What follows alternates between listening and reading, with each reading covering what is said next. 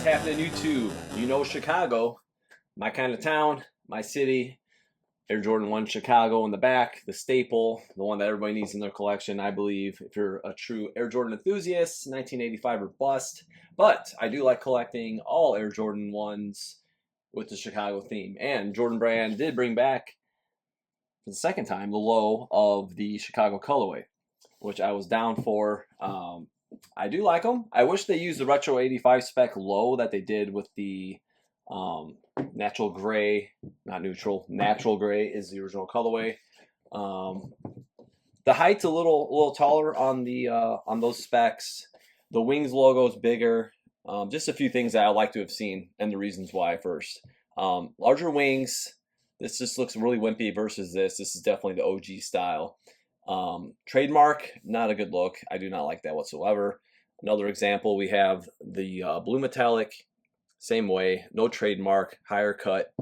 But these do look good. The leather, I would say, as we spin these around, I like the leather on them. It feels durable. It feels similar to the low tops. Toe caps do wrap around more. On those Retro 85s though, it does flatten out as you wear them. Like natural gray highs have really, they got a nice shape.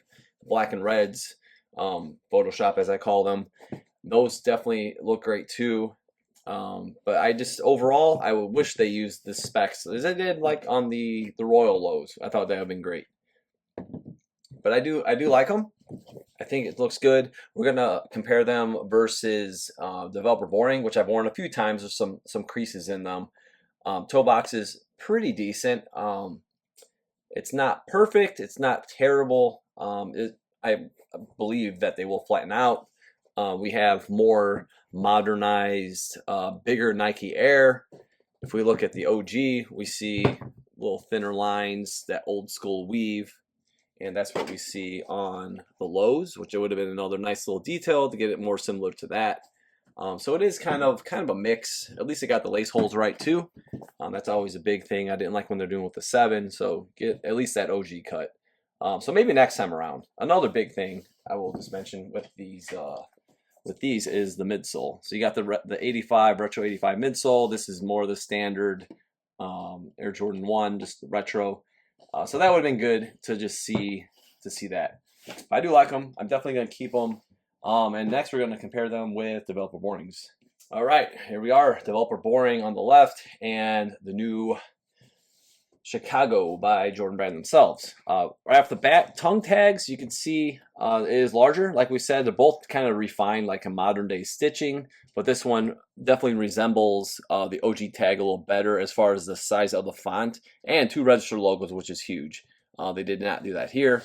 The tongues should be taller on the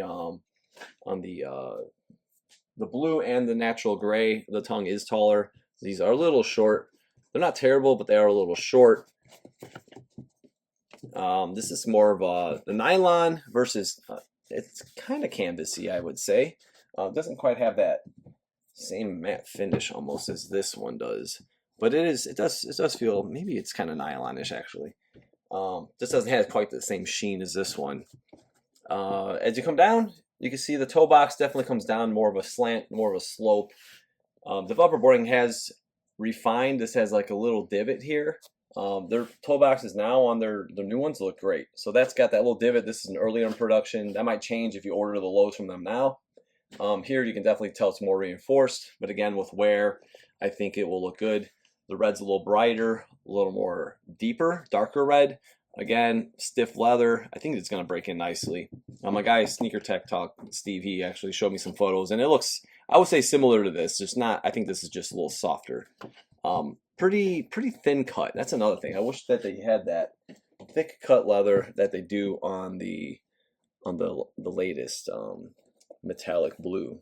Just a little. It's got that nice raw, little thicker edge cut.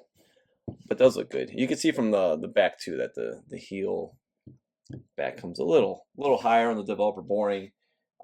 Same as the Retro 85 lows, how they did come.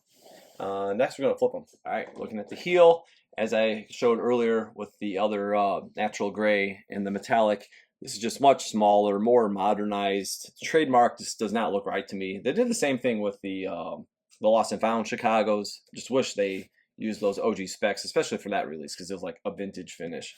This just looks better. It's bold. It's got more OG style to it. Again, a little more height. You can really tell the midsole difference between the Retro 85 style and versus more of a standard one, which doesn't look bad, but if I had a preference, I would prefer the Retro 85 style. I'll go toe to toe next. All right, toe box. Again, you can kind of see it from the toe to toe look. More aerodynamic, a little more sleek on the developer boring. The new one from Jordan brand, it's not terrible. It has a little curve to it, but I'm okay with that. Their midsoles always run really low. So natural curve, even like the OG has a little bit of a natural curve to it, which looks fine.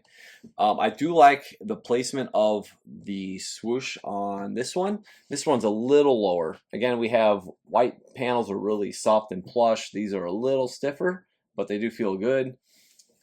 You can see the midsole, like we spoke earlier. That just looks better, I think, overall as the midsole. Stitch line, this is definitely, I think, a little better. Got nicer lines on it than this one. And then we can look at, say, the natural gray. I just think the natural gray, it looks a little better. So there's pros and cons about both, honestly. Neither are perfect, but yeah, the Retro 85 low would have been nice, but they do look good. Next, we will take a look at the insoles. All right, quick look at the insoles. Developer Boring's been using their stamp. They do have Nike now they've been using, just in black. It's not colorized for any of them. And on this new Retro, they have, again, one register logo, Nike Air, a little more refined, but it looks good. So yeah, either way, it's kind of got that OG style stamp, and you got the Dream Cell really thin. I always change the insoles. I use those Dr. Scholl's Cloud insoles.